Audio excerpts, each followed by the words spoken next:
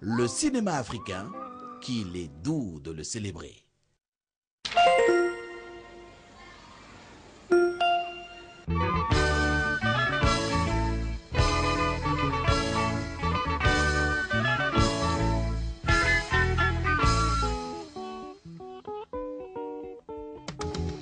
J'arrive, sergent.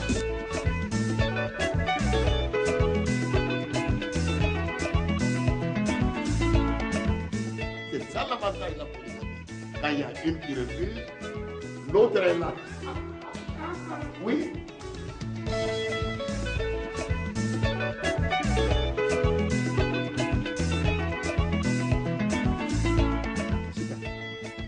Je vais te faire avaler ton acte de mariage.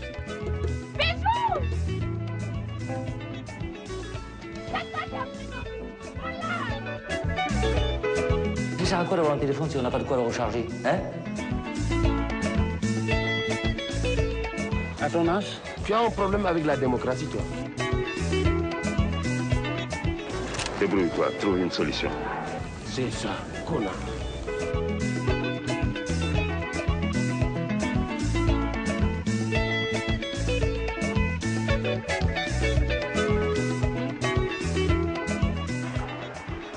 Pourquoi descendre? C'est ça, non? Mais c'est ça comment?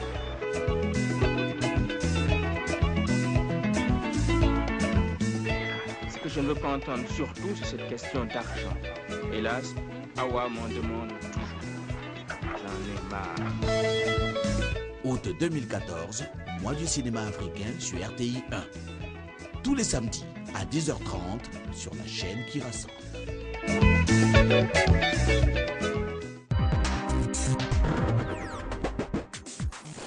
6h48, bonjour et merci de votre fidélité à ce programme. Nous sommes avec d'autres invités. Nous allons commencer par vous, monsieur Richard Bonzou. Bonjour. Vous êtes là pour nous parler donc de la conception gratuite de sites internet, de sites web éducatifs pour les établissements scolaires et leur impact sur la communauté éducative de Côte d'Ivoire. Merci d'être là. Bonjour. En tout cas, merci de votre fidélité à ce programme. C'est Judith Assoumou qui réalise ce temps d'antenne et je suis Christelle Meled. Alors, pourquoi donc avoir pensé à concevoir des sites de façon gratuite, c'est très important de le préciser, pour les établissements scolaires? Et bonjour madame, je vous remercie de m'avoir permis d'aujourd'hui de présenter le programme School Champion, qui est un programme qui aujourd'hui permet de concevoir des sites de façon gratuite pour les établissements scolaires afin de participer à l'intégration effective des TIC en milieu scolaire. Et ça part de quelle classe déjà? Ça part du préscolaire jusqu'au secondaire. D'accord. C'est-à-dire de la classe de CM2, des écoles primaires, des collèges et des lycées. Mais cette initiative est arrivée parce que justement vous avez fait vos études hors de Côte d'Ivoire. C'est ça. Et là-bas l'expérience vous a marqué en Ukraine. C'est ça. Et donc l'expérience a commencé depuis 2008 en Ukraine, là où j'ai fait mes études supérieures. Et donc depuis 2012, nous avons lancé également le projet ici en Côte d'Ivoire. Nous avons starté avec un petit nombre d'établissements scolaires, avec 7 établissements scolaires pilotes. Aujourd'hui, nous avons 432 établissements scolaires, c'est-à-dire 55% des établissements scolaires étatiques et 45% des établissements scolaires privés qui participent au programme. Comment ça a démarré?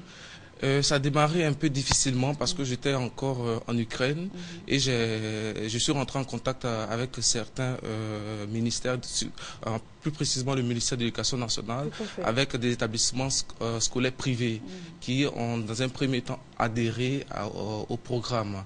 Et au fur et à mesure, nous avons renforcé la communication. Nous faisons aussi des masterclass qui permettent de renforcer les capacités des enseignants eux-mêmes. Quand vous dites vous, c'est-à-dire que c'est un groupe de personnes. C'est ça, c'est une équipe. C'est une équipe. Nous, comme je l'ai dit, nous avons commencé depuis l'Ukraine avec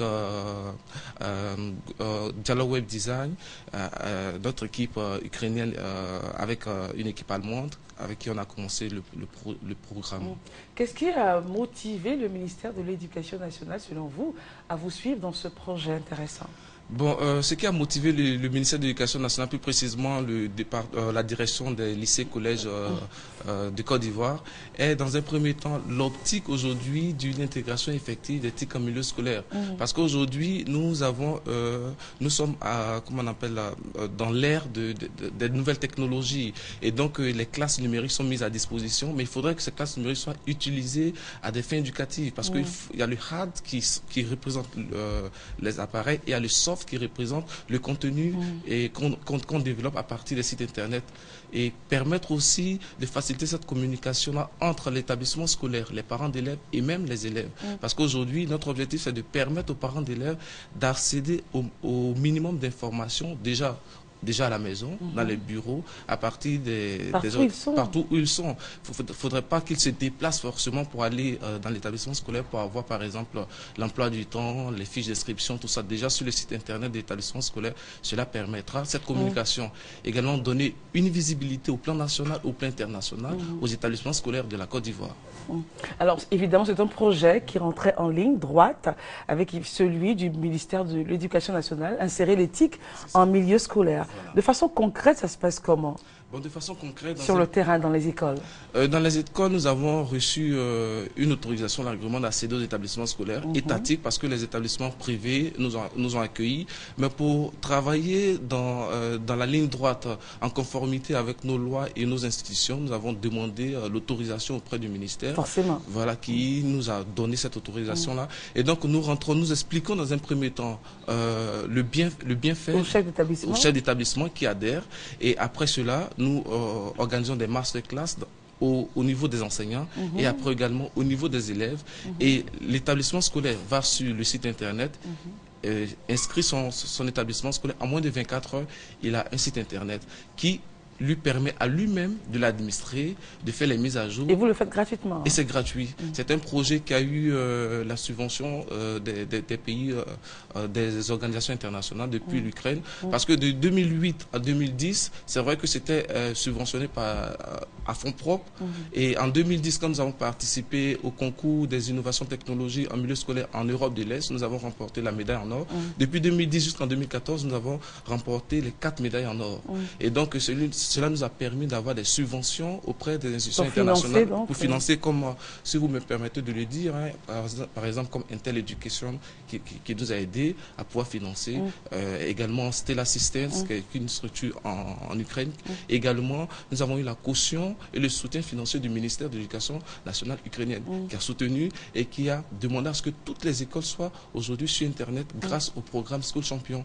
Et nous avons commencé avec EduKit et EduBicol. Aujourd'hui, nous sommes School Champions parce que en 4 années d'affilée, nous avons remporté les médailles en or depuis l'Europe de l'Est qui comporte plusieurs pays, pas seulement l'Ukraine, la Pologne, la Biélorussie, même l'Allemagne, la Pologne. Tous ceux-là ont participé et le programme a remporté... comme vous l'avez dit, plusieurs prix. Alors vous avez dit, c'est aussi d'accommoder les enfants, les élèves au TIC. C'est ça. Alors, le fait de créer un site Internet, qu'est-ce qui est fait justement pour que les enfants puissent rentrer en contact avec l'outil informatique? Est-ce que vous avez des moyens ou est-ce que les subventions vous permettent d'équiper ces écoles-là également en ordinateur? Bon, pour l'instant pour l'instant, c'est déjà dans notre vision. Cette année, nous avons entamé le programme un établissement, c'est-à-dire une administration égale à un ordinateur, pour permettre aux administrations dans un premier temps d'avoir aussi, parce qu'il y a les classes numériques qui servent aux élèves de pouvoir faire des révisions, aux professeurs de pouvoir dispenser les cours via toutes ces classes. Donc c'est pas encore établi, je veux dire, c'est pas encore plausible, on ne peut pas le toucher pour l'instant, c'est pas encore réalisable, réalisé. Non, pour l'instant c'est pas encore réalisé, mais il va rentrer en vigueur à la rentrée 2014-2015. Voilà. Mais maintenant, ce que nous mettons à disposition des élèves pour pouvoir occuper ces élèves-là, pour que ces élèves puissent utiliser Internet à des fins éducatives, c'est le développement de contenu éducatif libre qu'on appelle les CEL, qui leur permet de faire des révisions et permet aussi de réduire le taux de la cybercriminalité. Excusez-moi, pour mieux vous comprendre, les établissements ne sont pas dotés d'ordinateurs pour les élèves. Non. Vous créez juste le site Internet. Le site Internet et le développement de contenu éducatif. Et comment être sûr que le site Internet de cet établissement est visité par les élèves il y a de l'affluence, il y a de l'activité sur le site, ça bouge. Il ne faut pas créer un site pour qu'il soit comme une toile d'araignée. C'est ça. Nous avons, comme je l'ai dit, ce qu'on appelle les masterclass, qui permet de former les élèves et les enseignants. Également, nous avons le suivi qui nous permet de voir le nombre de visiteurs à travers des... Donc, ils le font dans les cyber, en fait? Non, pas dans les cyber. Ils le font où? Bon, les établissements qui n'ont pas de matériel informatique, bien évidemment qu'ils le font dans des cyber. C'est de ça que je parle, c'est de là que je parle. C'est ça. Maintenant, ceux qui ont déjà du matériel informatique qu'on accompagne en les classes numériques, utilisent déjà au niveau des classes numériques. Maintenant, pour ces établissements-là qui n'ont pas d'installation, qui n'ont pas de salle informatique, qu'est-ce qui est prévu pour eux? Ce qui est prévu pour eux cette année, c'est le programme national, un établissement scolaire égal à un ordre. Financé par? C'est un programme qui est soutenu par le programme School Champion. Okay. Qui est soutenu par le programme School Champion, et déjà avec le lycée modèle Yopougon Dokwa, et déjà nous avons déjà eu 2 séances de travail là-dessus, et nous ont apporté la liste des enseignants qui désirent aussi avoir l'outil informatique aussi pour pouvoir améliorer le rendement. Et déjà à partir de la semaine prochaine, la formation commence au niveau... Donc dans cet établissement, il y aura donc une salle informatique, il y aura des ordinateurs pour faire en sorte que le programme, dans toutes ses composantes, puisse être bien suivi par l'établissement. C'est ce que vous dites sur ce plateau. Bien sûr. C'est-à-dire que... c'est une école test. C'est un test pour vous, une situation pilote, ce qui va se passer dans cet établissement-là? Bon, pour nous, c'est en même temps une période, un test pilote qui va nous permettre de pouvoir étudier et analyser la dimension de ce programme-là au niveau du collège moderne Yopougon Andokwa. D'accord. Alors pour ceux des établissements de Côte d'Ivoire et peut-être même de l'Afrique de l'Ouest qui seraient intéressés par ce programme-là, comment faire pour vous joindre? De toute façon, vous le faites de façon... C'est vraiment pas à des fins onéreuses, hein, c'est cela? Bien sûr. D'accord. Vous êtes soutenu par des établissements. Est-ce que c'est déjà possible pour vous de sortir de Côte d'Ivoire et d'aller, par exemple, le faire, pourquoi pas dans d'autres pays africains? Voilà. Déjà, nous avons participé depuis 2010. C'est un de vos projets, j'espère. Bien sûr. Depuis 2010, nous avons participé à la e-learning au Bénin. J'étais l'année dernière au Sénégal, au Burkina, dans le cadre du même projet School Champion. Et le Sénégal a déjà adhéré. Et le Bénin a plus d'une centaine d'établissements scolaires qui bénéficient déjà du programme School Champion et qui ont déjà des retours très favorables. Vous tissez votre toile. Tout doucement, nous tissons notre toile parce que nous avons déjà fait l'Europe de l'Est. Aujourd'hui, c'est un programme qui a démarré vraiment difficilement au niveau de la Côte d'Ivoire, mais qui a été accueilli avec beaucoup de succès dans les pays de l'Afrique de l'Ouest, c'est-à-dire au Bénin, au Sénégal et tout ça. D'accord. Alors, comment faire pour vous joindre? Et pour nous joindre par le numéro de téléphone, c'est le 47 18 41 21. 47 18 41 21. Ou bien sur le mail, c'est jean.richard.bonzo@schoolchampion.com. C'est votre mail perso, ça? Ou bien le support@schoolchampion.com. D'accord. Merci d'être venu. Je vous remercie. Merci, c'est une très très belle initiative et bon vent. Merci en tout cas. Merci, madame. On se retrouve dans quelques instants. Nous allons carrément faire une autre transition. On parlera de santé. Parlons principalement de dons de sang. L'objectif, c'est 200 000 poches de sang par an en Côte d'Ivoire. Restez en notre compagnie et vous en saurez davantage. C'est à suivre sur RTI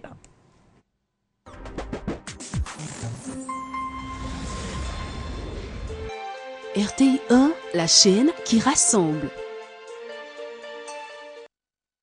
La pierre à moudre et la broyeuse servent à écraser les légumes. Si toutes les deux ont la même utilité, elles ne sont pas pour autant logées à la même enseigne. La pierre à moudre demande beaucoup d'énergie.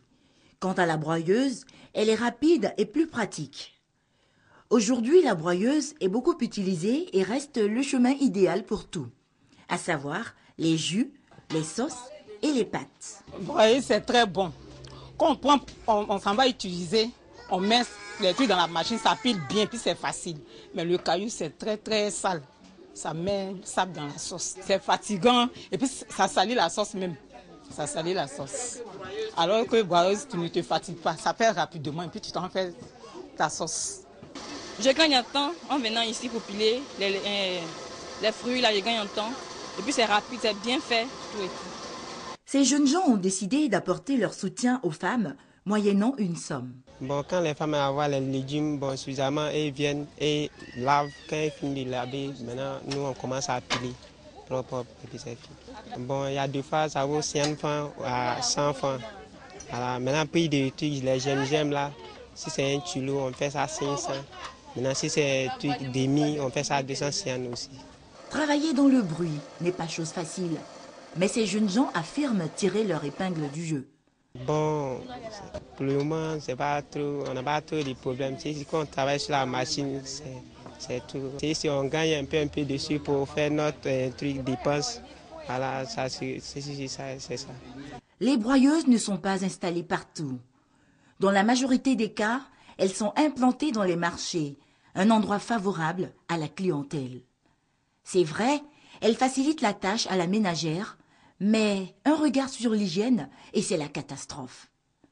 Pas assez d'eau pour rincer les légumes, les mouches par-ci par-là, le sol qui laisse à désirer, des machines mal entretenues. Ces jeunes gens gagneraient à améliorer les conditions d'hygiène pour éviter que la transformation de ces légumes soit source de maladies.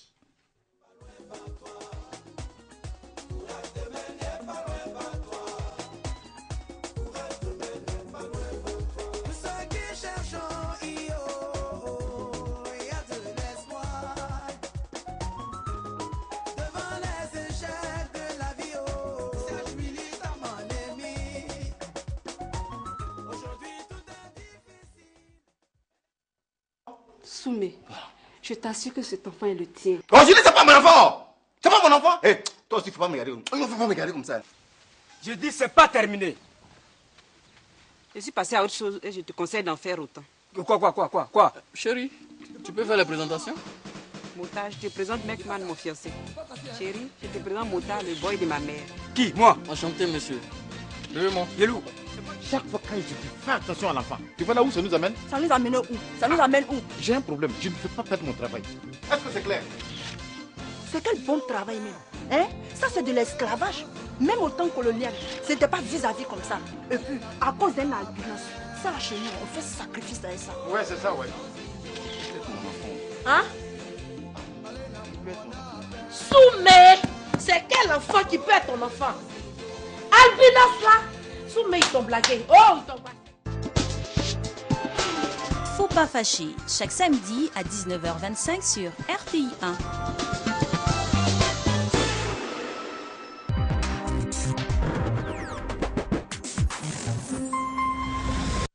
J'ai commencé à faire le chapelet en prison là-bas. Et c'est vraiment par l'aide de la Vierge Marie que j'ai changé. Qui est la Vierge Marie? Pourquoi et comment la prier? Comment intervient-elle? Malgré le fait qu'elle soit mère du Christ, ne sais pas dire c'est moi ta mère. Écoute-moi. Non, mais elle était docile. Donc, avoir une soumission à nos prêtres, à nos curés, à nos responsables, à nos évêques, dans tout ce qu'ils demandent. Et puis, ce qui est extraordinaire, quand elle arrive dans un pays, elle prend à peu près la forme des femmes de ce pays. Marie nous apprend que ce n'est pas parce qu'on suit Dieu que tout baigne dans l'huile. Et elle nous donne l'exemple de la persévérance, de la fidélité et de la foi jusqu'au bout. Tendresse dans nos vies. Magnificat, votre documentaire sur la Vierge Marie, ce vendredi 15 à 16h sur RTI 1.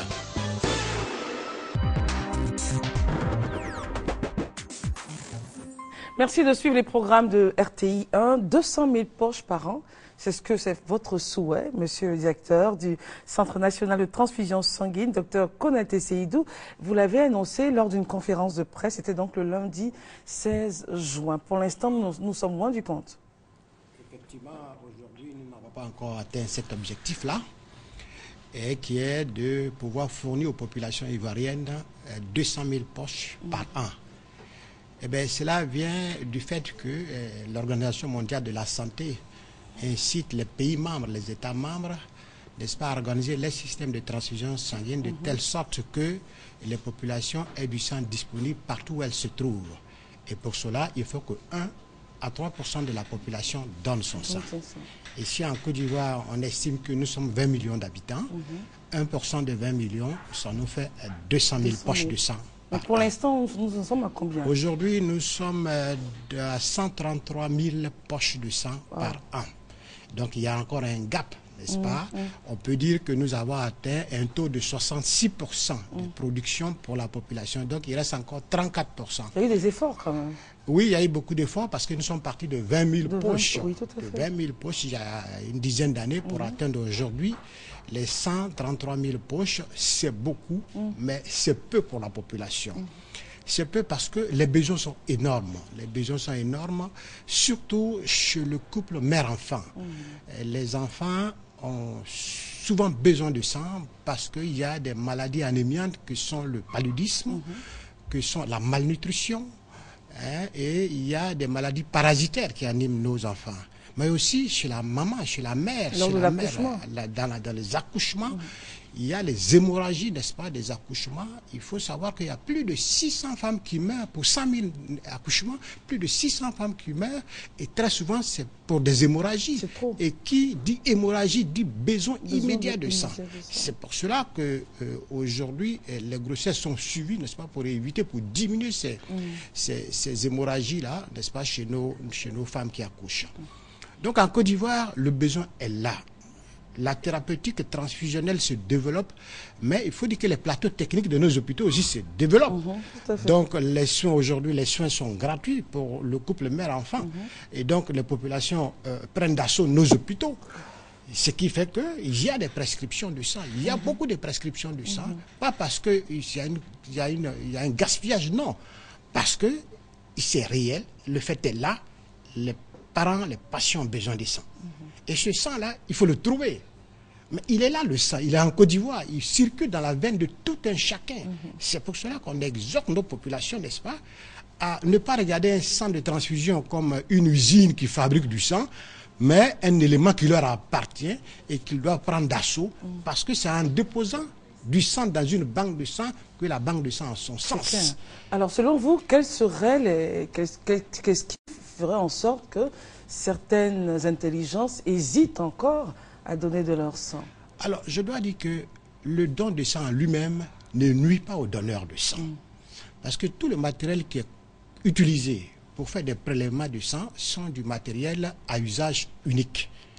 Aujourd'hui, la science a beaucoup évolué. Nous utilisons le potentiel donneur de sang reçoit lui-même son matériel. Il va à la salle de prélèvement, on le prélève et il rentre chez lui. Les quantités de sang qu'on prélève chez les donneurs de sang sont infimes. On prélève moins de 1 demi-litre de sang par personne. Dans l'imaginaire, on dirait plutôt que on vous viderait de votre sang. C'est ce que l'imaginaire, oui, malheureusement. On le pense, mais ce n'est pas exact. On prend 7 millilitres par kilo de poids sans dépasser 450 millilitres. C'est pour cela que vous verrez dans les centres de transfusion sanguine des machines pour, n'est-ce pas, apprécier cette quantité de sang-là. Et puis vous passez d'abord voir un médecin qui apprécie en fonction de votre poids la quantité de sang à prélever. Par exemple, si vous êtes une personne qui a moins de 50 kilos, on ne vous prélèvera pas le sang. Évidemment. Voilà, parce que c'est par poids qu'on prend du par sang. Par contre, si vous êtes au-delà... Voilà, si j'avais 100 kilos, on prendra 100 millilitres, 7 millilitres par kilo de poids, mais sans toujours dépasser les 450 millilitres.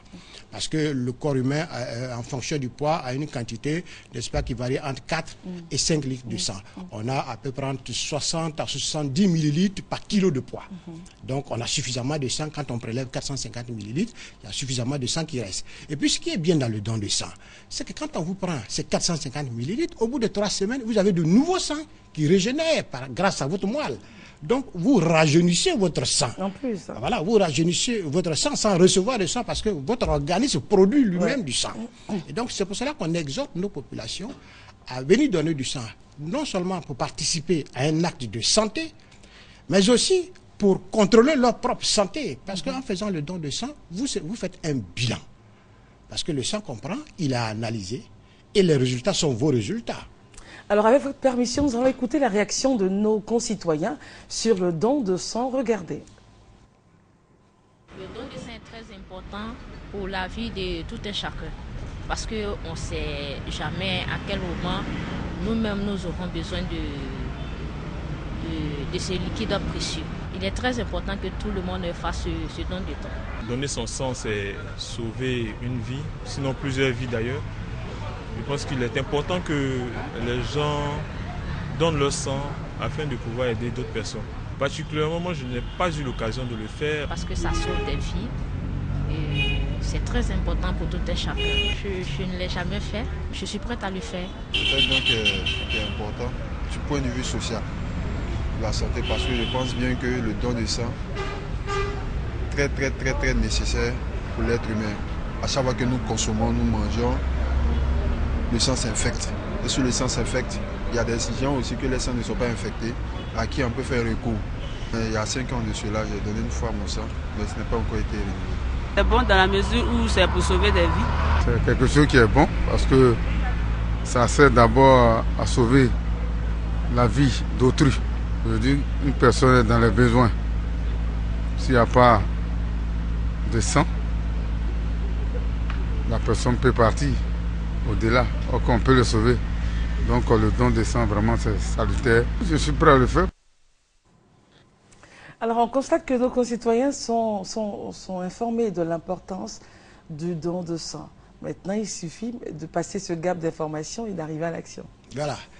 C'est bien d'entendre cela. Ça nous encourage. Effectivement, on a fait des études. Il n'y a aucun frère en Côte d'Ivoire a la possibilité de donner son sang. Ouais. La religion n'interdit pas le don de sang. En tout cas, les religions, les importantes religions de Côte d'Ivoire n'interdisent pas. Les traditions n'interdisent pas le don de sang. Donc, tout le monde peut donner son sang à condition, n'est-ce pas, de remplir un certain nombre de critères. Et ces critères-là sont l'âge et la bonne santé. On ne peut pas demander à un malade d'aller donner son sang. Il y en a par contre, il y en a, selon certains experts, certains sangs ne seraient pas utilisables parce que simplement mauvais. Ah oui, c'est pour cela que nous sommes obligés d'analyser. C'est clair. N'est-ce pas? Vous êtes potentiel donneur de sang, vous venez nous voir, on prend le sang, mais avant de le transmettre au potentiel receveur qui est le malade, il faut que nous sécurisons ce sang-là. C'est-à-dire qu'il faut qu'on prouve que ce sang est transfusable. Il est bon à être transfusé. Parce que le sang, il donne la vie. Mais s'il est mal utilisé, il peut ôter la vie aussi. Et c'est pour cela que nous demandons aux donneurs de sang d'avoir une hygiène de vie, n'est-ce pas, assez bonne, parce qu'ils veulent aider. Quand on veut aider, on ne va pas donner un produit qui peut tuer. C'est pour cela qu'on demande à nos donneurs de sang, par exemple, d'avoir des rapports avec une seule partenaire, n'est-ce pas? Quand vous venez nous voir, on vous pose un certain nombre de questions. Comme par exemple? Par exemple, est-ce que vous avez des partenaires multiples? Est-ce que vous prenez des préservatifs? Est-ce que vous vous droguez, surtout par intraveineuse? Est-ce que vous faites du tatouage? Parce que ce sont des éléments qui peuvent permettre la contamination. La contamination. Tout ce qui sont adeptes de tatouage. Voilà, tout ce qui peut contaminer le sang, on pose ces questions-là pour vous demander humblement et poliment, n'est-ce pas, que vous ne pouvez pas participer à cet acte-là. Alors, l'individu peut vous raconter des choses qui sont fausses, hein, mais quand même, la confiance n'exclut pas le contrôle. Voilà, c'est pour cela qu'on leur dit, l'acte que vous voulez poser, c'est un acte pour sauver. C'est pour cela qu'il faut être franc avec nous. Ne venez pas donner du sang, on vous pose des questions, vous répondez le contraire. Mais quand vous partez chez vous, vous avez cette conscience-là. Bien qu'on analyse le sang. Ne regardez pas, enfin, j'espère que vous ne vous arrêtez pas à la conscience de l'individu. Que vous analysez pour vérifier que les dires du monsieur concordent avec ce qui se passe. C'est ça, effectivement. Vous savez, vous avez des questions, vous pouvez reposer la question d'une autre manière. Et souvent, la personne même se contredit. Ok. Voilà. Et ça arrive souvent? Ça arrive. D'abord, on fait remplir un petit questionnaire. Et puis, on demande votre consentement éclairé. Parce que vous voulez poser un acte important. Tout à fait. Voilà. Et il arrive qu'à un certain moment, après le questionnaire, on demande au donneur, c'est bien, mais on souhaiterait que vous fassiez un certain nombre d'analyses d'abord, et puis vous venez nous voir. Et comme nous avons des laboratoires, on vous les fait ces analyses gratuitement, si vous les désirez. Parce que ce n'est pas obligatoire. Il faut dire que le don de sang n'est pas obligatoire en Côte d'Ivoire. Le don de sang est bénévole. C'est pour cela que nos populations, il est bon qu'ils sachent, n'est-ce pas, qu'elles sachent que en Côte d'Ivoire, nous avons des structures un peu partout aujourd'hui. En 2004, on n'avait que 4 centres de transfusion sanguine. Sur le territoire? Oui, sur le territoire. Aujourd'hui, nous sommes à 23 centres de transfusion sanguine. Ça veut dire que l'État de Côte d'Ivoire a fait beaucoup d'efforts pour déconcentrer ces structures afin que nos structures soient proches des populations. Parce qu'on nous reprochait, on veut donner son sang, mais vous êtes trop loin. Je suis à Boaké, il n'y a pas de centre de transfusion. Maintenant, là, il y a un centre à Boaké. Voilà. Maintenant, il y a un centre à Boaké, il y a un centre à Bouna, il y a un centre à Korogo, il y a un centre à Bonois, il y a un centre à Boisseau. Au niveau d'Abidjan, même, vous avez 5 structures qui prennent du sang. Donc il n'y a pas d'excuses, il y a des centres. Et puis même s'il n'y a pas de service de transfusion sanguine dans votre localité, vous pouvez nous solliciter, on se déplace, on a des équipes mobiles. Donc on peut se déplacer, aller vers les populations. On va dans les plantations, on va voir les ouvriers dans les plantations industrielles par exemple, on va dans les usines.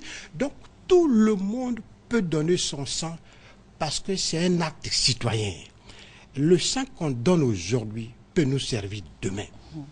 Vous voyez, ce matin, si vous allez à la banque de sang, vous allez avoir des gens qui sont là, qui attendent pour avoir du sang.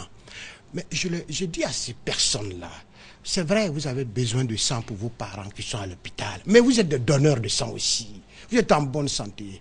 En Afrique, ici, en Côte d'Ivoire, surtout, quand on a un malade à l'hôpital, on a 5 personnes qui vont pour des visites. Ces 5 personnes-là, quand on leur dit, vous avez besoin de sang, ils se rendent tous à la banque de sang. Donc vous allez trouver de l'affluence, vous allez penser que ce sont des donneurs de sang. Malheureusement non. Donc on exhorte ces gens-là. C'est en donnant son sang qu'il y aura des stocks de sang. Dans la recherche de sang, si vous donnez votre sang, cela pourrait aider. Ce sera bien parce qu'il va y avoir des stocks. Ceux qui vont venir après vous auront tout de suite du sang, ils vont repartir. Et ainsi de suite. C'est une chaîne de solidarité. Il n'y a pas des gens qui sont nés pour donner et puis d'autres pour recevoir. Tout le monde peut donner si sa santé lui permet. C'est pour cela qu'il faut qu'on soit solidaires entre nous. La banque de sang seule, sans donneur de sang, n'est pas une banque de sang. C'est comme vous allez à la banque, vous voulez de l'argent, mais il faut déposer de l'argent aussi à la banque. Alors comment vous arrivez à gérer les périodes difficiles de pénurie? Alors effectivement, les périodes de vacances sont difficiles. Les périodes de pluie sont difficiles pour nous. Parce que quand il pleut, les gens se déplacent difficilement pour aller dans nos services. Et puis les collectes mobiles sont difficiles à faire parce que vous mettez vos bâches et puis le lendemain vous venez, le vent a tout emporté. Et les gens ne vont pas se déplacer comme ça pour venir sous la pluie donner son sang. Donc ce qu'on fait, on incite les lieux de culte, n'est-ce pas? Vous savez que tous les dimanches on va à l'église. Et donc les pasteurs, les prêtres souvent nous aident à sensibiliser leurs fidèles et nous nous déplaçons vers ces églises-là pour aller chercher du sang. C'est comme les mosquées aussi. Les imams nous aident à trouver du sang et il y a les associations de jeunesse, surtout pendant les vacances, avec qui on organise, n'est-ce pas, des opérations de don de sang. Vous savez que pendant les vacances scolaires, nos jeunes dans nos contrées, dans nos villages, il y a des manifestations, n'est-ce pas, villageoises, il y a un regroupement, et cela, c'est l'occasion, et on est toujours proche d'eux pour, n'est-ce pas, ces opérations de don de sang. Mais ce que je veux dire, on a beaucoup d'entreprises en Côte d'Ivoire qui ont plus de 50, qui ont plus de 100, qui ont plus de 200 personnes. Nous sollicitons ces entreprises. Nous allons nous déplacer vers ces entreprises en collaboration avec ces médecins d'entreprise pour collecter du sang. Pour collecter du sang pour que nous puissions avoir des stocks. Parce que si vous avez suffisamment de stocks, personne n'attendra pour avoir du sang. Et ça vite. Comment gérez-vous justement les périodes de manque? Est-ce que déjà ça arrive ici en Côte d'Ivoire? Alors, le sang n'a jamais suffi. Je vous ai dit, nous avons besoin de 200 000. Et là, nous sommes à 133 000. Oui. Donc, ça veut dire que ce n'est pas suffisant. Oui. C'est pas suffisant. Pour tout le territoire. Pour tout le territoire. Pour tout le territoire. Aujourd'hui, nous distribuons 350 poches par jour. 350 poches par jour. Vous savez, si vous prenez 10 jours, ça vous fait 3500 poches qui sont distribuées. En un mois, vous avez près de 11 000 poches de sang qu'on distribue dans nos hôpitaux. Mais ce n'est pas suffisant. Parce que ça veut dire que les besoins sont énormes. Et c'est pour cela que chacun de nous doit participer. Et là, aujourd'hui, je suis devant votre plateau. C'est pour ça aussi. Et c'est pour cela que j'ai dit aux journaux, à nos frères, les journalistes, nos amis, les journalistes qui écrivent dans les journaux, il n'y a pas de sang, la banque de sang est anémiée. C'est bien de dire aussi, allez-y donner du sang, mais on n'entend pas écrire cela. Donc, je souhaite vraiment que nos amis, les communicateurs, nous aident aussi. Vous êtes aussi, vous, dans une dynamique de communication pour dire un peu ce dont vous avez besoin et surtout inciter tout le monde à le faire. Voilà pourquoi nous faisons les journées portes ouvertes. On fait la journée mondiale du don de sang. De temps en temps, nous passons sur vos plateaux, n'est-ce pas, pour dire qu'il ne faut pas oublier. Tous les 3 mois, on peut donner son sang. Ce n'est pas tous les jours, c'est tous les 3 mois. Ça veut dire que dans l'année, 4 fois, on peut donner son sang. Et comme j'ai dit, le sang donné est renouvelé. Et le sang donné sauve des vies. Peut sauver une vie, peut sauver 3 vies. Parce que le produit sanguin que nous prenons, disons le sang qu'on prend, qu'on appelle la matière primaire, qui est le sang total, quand il rentre dans nos laboratoires, on le fractionne en plusieurs éléments. On les sépare en plusieurs éléments. Parce que les malades, quand on dit un malade a besoin de sang, c'est un produit spécifique dans le sang dont il a besoin. Vous avez des malades quand on dit qu'ils ont besoin de sang, c'est des plaquettes sanguines qu'ils ont besoin. Les plaquettes sanguines, c'est quoi? Du moins scientifique, c'est des thrombocytes. Ça veut dire que ce sont des éléments qui permettent de favoriser vite la coagulation du sang. Parce qu'il y en a qui saignent, il y en a qui ont des épistaxis, qui saignent par le nez. Il faut leur donner ces éléments-là. Voilà, il faut leur donner, sinon ils vont se vider de leur sang. Il y en a aussi qui ont besoin de ce qu'on appelle les globules rouges, ce qu'on appelle les érythrocytes. Cela, c'est pour transporter l'oxygène, n'est-ce pas, dans le corps. Parce que le sang est le transport d'oxygène. Voilà pourquoi quand on n'a pas de sang, on meurt parce que les cellules ne sont pas oxygénées, donc les cellules meurent. Quand les cellules meurent, c'est le corps entier qui meurt. Et vous avez d'autres éléments qui sont les globules blancs qu'on appelle les leucocytes. Ceux-là, ce sont les soldats, n'est-ce pas, du corps qui défendent le corps. Donc il y a beaucoup d'éléments et il y a des protéines aussi, il y a des protéines plasmatiques en cas de certaines complications du sang, parce que souvent il y a des emballages dans le sang où c'est très compliqué.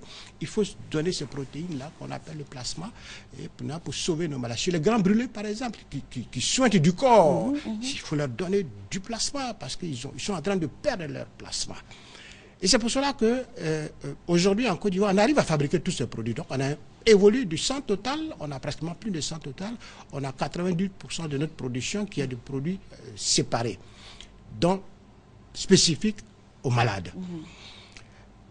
Et la sécurité du sang en Côte d'Ivoire est une sécurité garantie par l'OMS, parce que l'OMS nous dit pour que le sang soit sécurisé, il faut une batterie d'examen. En Côte d'Ivoire, cette batterie d'examen est pratiquée sur tous les produits sanguins. Le problème de la Côte d'Ivoire, c'est la bataille. Il faut gagner la bataille de l'autosuffisance. Justement, parlons d'autosuffisance. Si nous revenons aux régions, vous avez dit que toute la Côte d'Ivoire était fragmentée et que chaque région était alimentée en centre. C'est ça. Est-ce qu'il y a des moments où une région en manque et Abidjan ou une autre région doit secourir? Oui, vous savez comment vous faites le transport? Voilà, vous savez qu'ici, l'organisation de la transfusion sanguine, il y a un seul opérateur, qui est le Centre national et ses démembrements. Et donc, si vous n'avez pas de sang, par exemple, à Gagnoa, à Daloa, il y a du sang, le responsable de Gagnoa appelle Daloa et il lui fait parvenir du sang, ou bien l'ambulance de l'hôpital fait partie du sang dans des questions isothermes qu'on appelle des glacières avec des accumulateurs de froid, n'est-ce pas? Parce qu'il faut que le sang soit conservé à une certaine température. Ça, c'est très délicat. Le sang a une température de 4 plus ou moins 2 degrés. Il ne doit pas dépasser 8 degrés, sinon ce n'est plus du bon sang. S'il est congelé aussi, ce n'est plus du bon sang. Donc il faut garder cette température-là. Et puis, il y a une durée de vie. Le sang qu'on prélève, au bout de 42 jours, si ce sang n'est pas consommé, il est périmé. C'est pour cela que notre travail est difficile. Parce que même si vous venez à 1000 personnes en masse et qu'on prend tout, et si ce n'est pas de 42 jours, si ce n'est pas consommé, ça va à l'incinérateur. Et c'est pour cela qu'on demande à nos donneurs le sang de venir donner du sang, mais de venir régulièrement donner du sang. Parce que souvent on nous dit, mais on a donné beaucoup de sang, où ils ont mis tout ce sang-là? Ce sang d'abord est parti chez les malades, mais ce sang ne peut pas conserver indéfiniment. Il y a une durée de vie. Durée de vie de 42 jours. Ça, c'est le maximum. Sinon, il y a des produits sanguins comme les plaquettes ont une durée de vie que de 5 jours. Vous voyez, en 5 jours. Ça, il faut informer les populations pour éviter justement les amalgames. Voilà, de 5 jours. Et aujourd'hui aussi, il y a le problème de groupes sanguins. Il y a des gens qui ont des groupes qui sont un peu difficiles à avoir. Par exemple, vous savez, AB, le groupe AB, c'est le